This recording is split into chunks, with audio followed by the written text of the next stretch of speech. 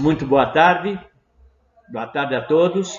Estamos aqui, eu e o Pedrinho, novamente, programa 120 dos Três Neurônios, para, na medida do possível, encher o saco de todo mundo. A ideia é essa.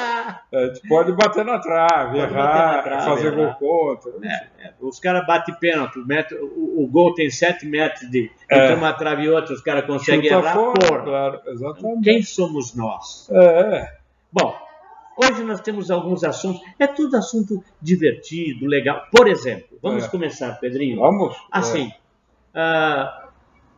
um repórter iluminado, um ser especial, perguntou numa entrevista onde estava o porta-voz do presidente da República se o presidente não teria um horário melhor para cortar o cabelo e não no horário de trabalho.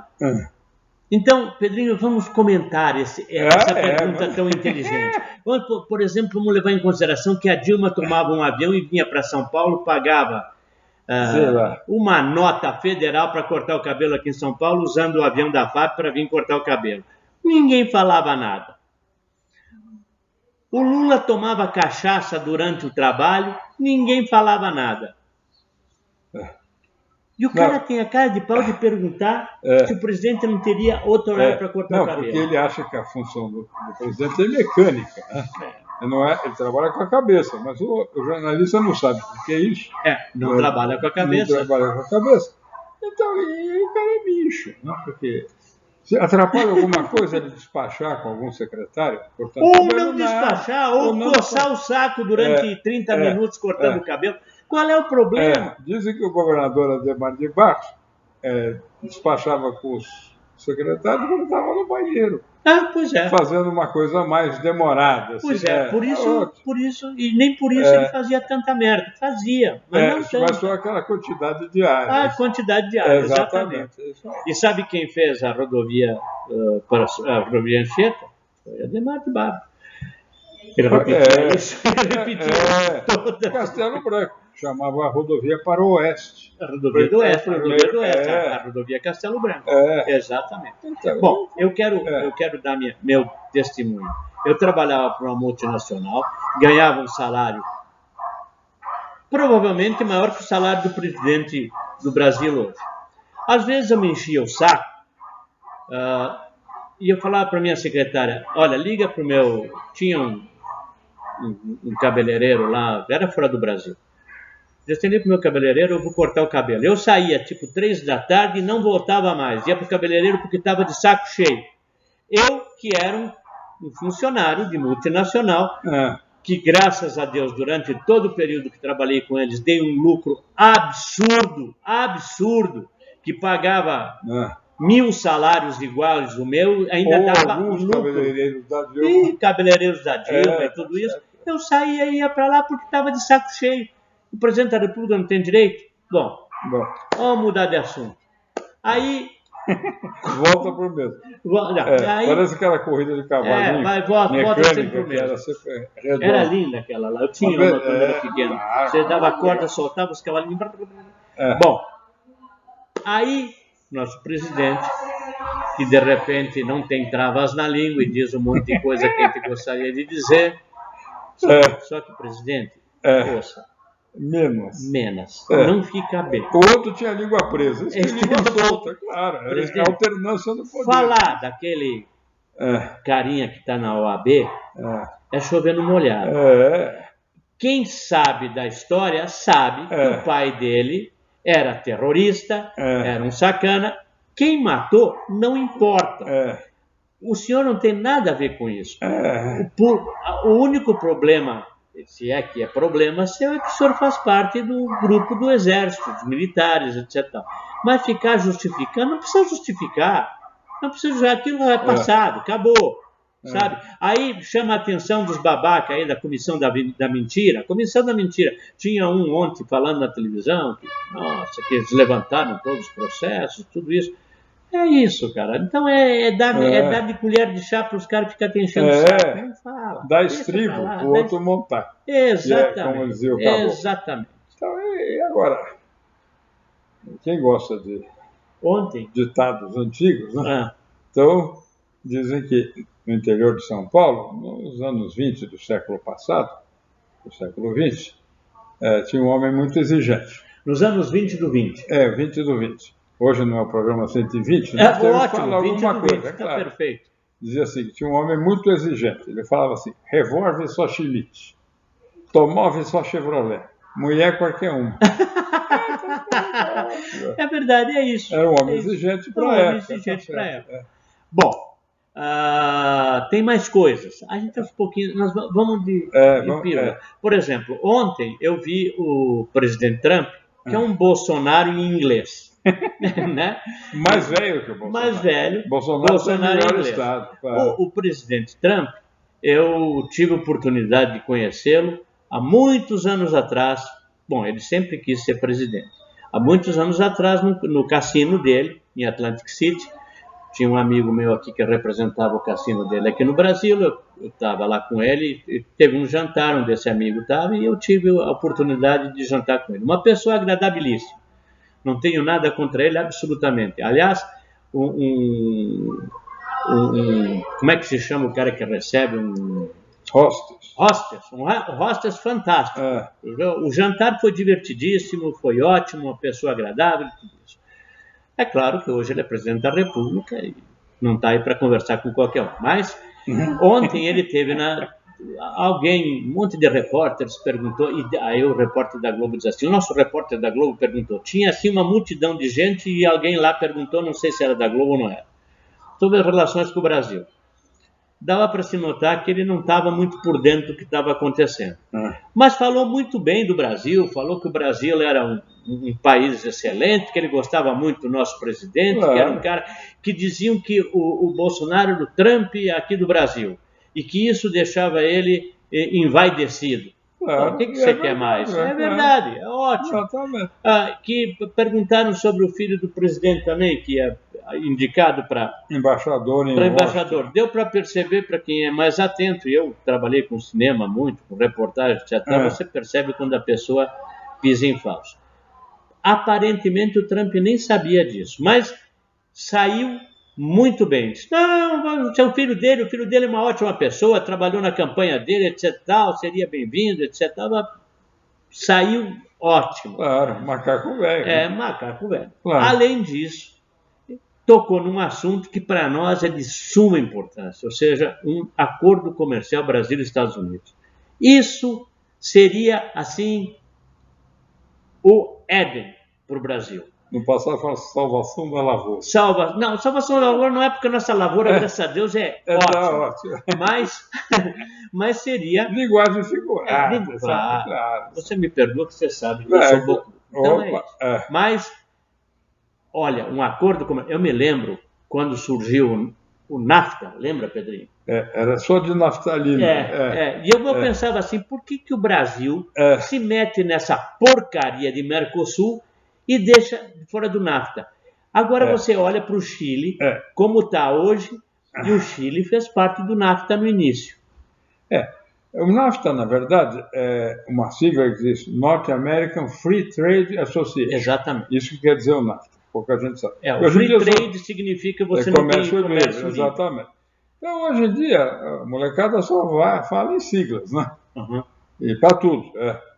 E, na verdade, ele funcionou um tempo com o Canadá, o México e os Estados Unidos, que fazem parte da América do Norte. E o Chile teve um tempo também mas acho que como associado. Como associado. Exatamente. Não era membro, era associado.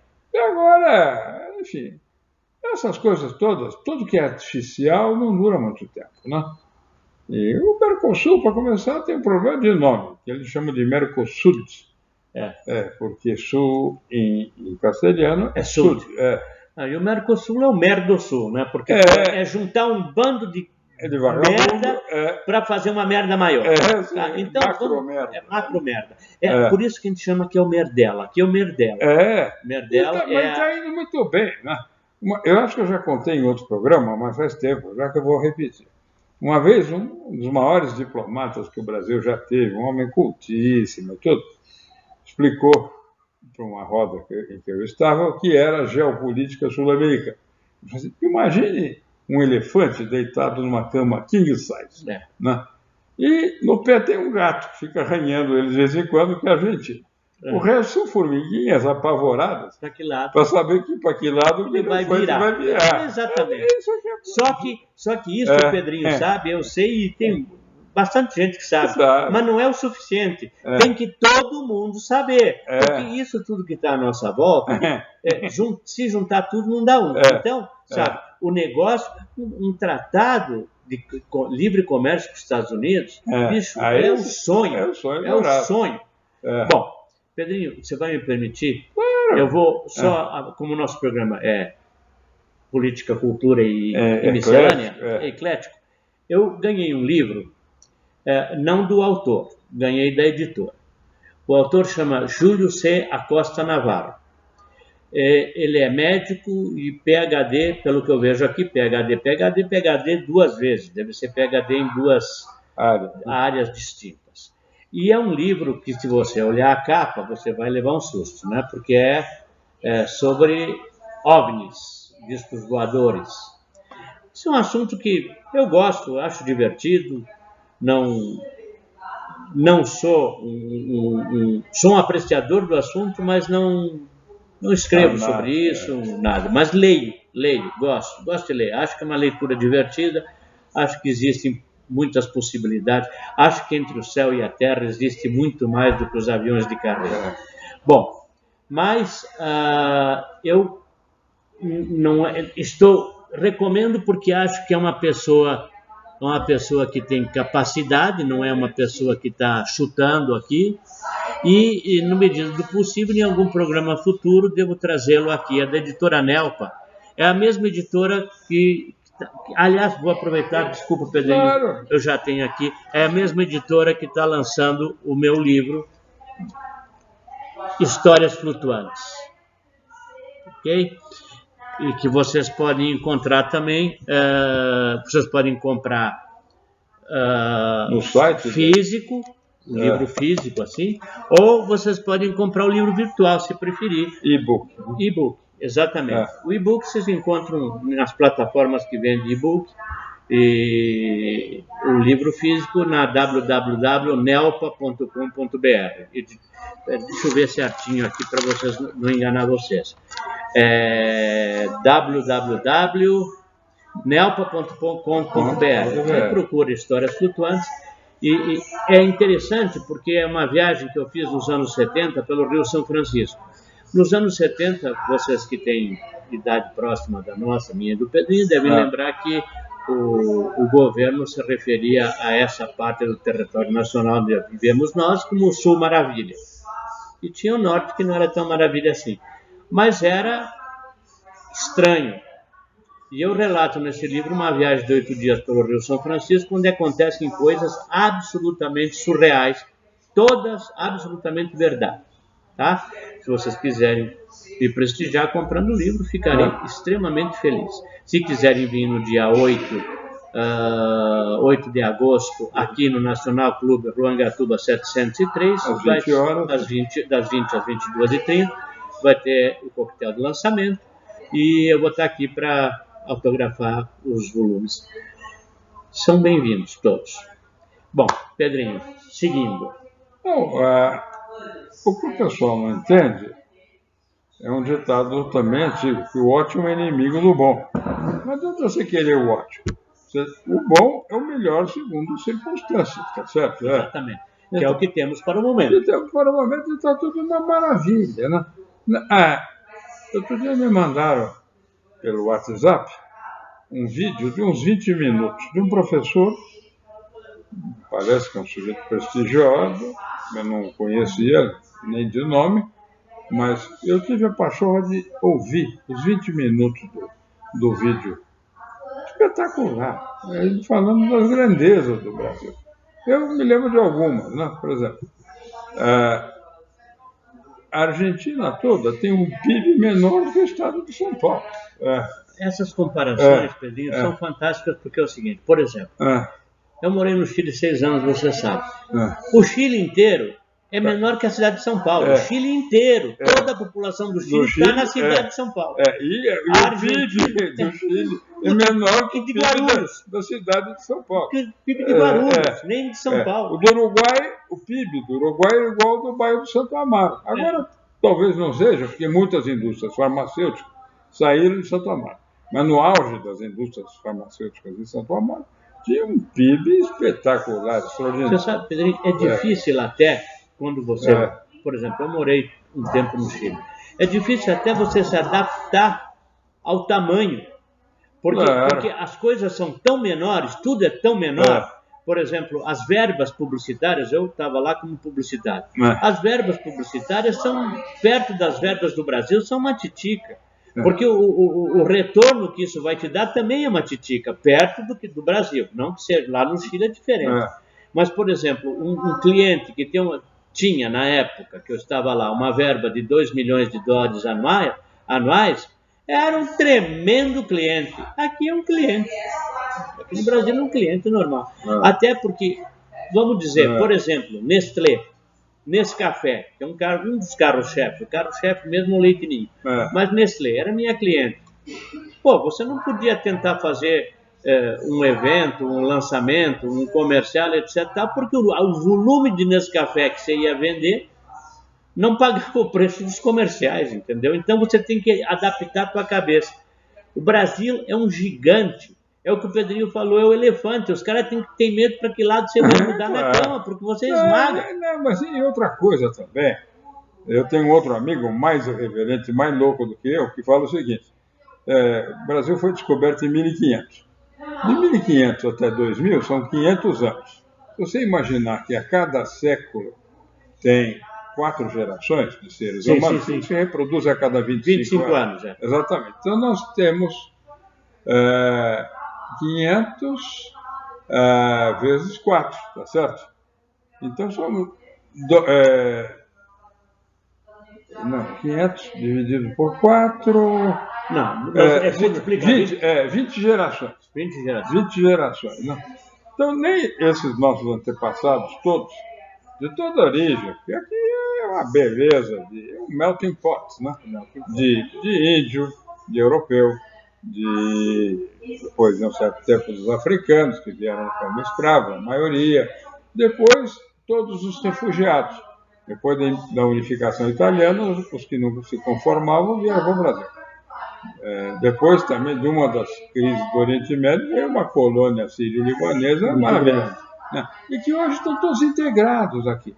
Um amigo meu fala uma outra coisa, daqui a 20 ou 30 anos, ninguém que nascer na cidade de São Paulo vai deixar de ter um antepassado japonês. É verdade. Eles chegaram depois, por volta de 1910, mais ou menos aí. Mas enfim, e a integração é absoluta, sabe por quê? Por causa da grandeza aqui. Então, aqui, não é que eles estão disputando um pedaço de mortadela, isso é só para os petistas, né? Não, é uma grandeza total. Então, tem casamentos multirraciais de todo tipo. Eu conheci uma senhora nordestina, feições de caboclo, assim, de Índia. Essa não tinha feições de africano. Mas ela casou-se com um oficial da marinha japonesa. Então os filhos saíram bichos esquisitíssimos, né? Pois é. Mas está cheio disso. Pois é, né? É a grandeza do Brasil. Para complementar, só peguei um chofer de táxi esses tempos aí, ele estava me falando que ele é casado com uma japonesa, cearense, casado com uma japonesa, que tinha os pais lá numa ilha no Japão, etc. Tal, e ele tinha já um emprego para, olha a estranheza do troço, um emprego para ir para lá, parar de trabalhar com táxi aqui no Brasil, ir para lá para cuidar de cadáveres, para arrumar o cara quando o cara morria em... Papa defunto. Papa defunto, exatamente. E o cara, falava japonês, casado com a japonesa, filhos japoneses, diz que o pessoal lá do Japão adorava ele, etc. Aqui beleza. Aqui esse país é uma grandeza total, exatamente. O que a gente precisa evitar é que os caras venham se refugiar aqui no Brasil, os que não prestam. Só isso. Mas aqui a onça come eles. A onça tem que comer. Sabe por quê? Porque vai se meter a besta em qualquer lugar fora do perímetro civilizado. Eu não vou dizer quem é para não humilhar os outros estados. É verdade. Pedrinho, temos que acabar o programa. Passamos. Uma beleza. Um beijo para todos, entusiasmo. Obrigado pelos comentários. Continue nos assistindo. Foi legal porque uma das pessoas que nos assiste disse assim: a gente falou no programa passado que sempre ia ter eu e você assistindo o programa. E ela falou, dois ouvintes. Ela falou, eu também. Aí você eu falei, ótimo. 50% de aumento no... de 2 para 3 e 50% de aumento nas pessoas que nos assistem. Muito obrigado a vocês. Cliquem, compartilhem, toquem no sininho, façam o que vocês quiserem, tá? Um beijo para todos. Um abraço.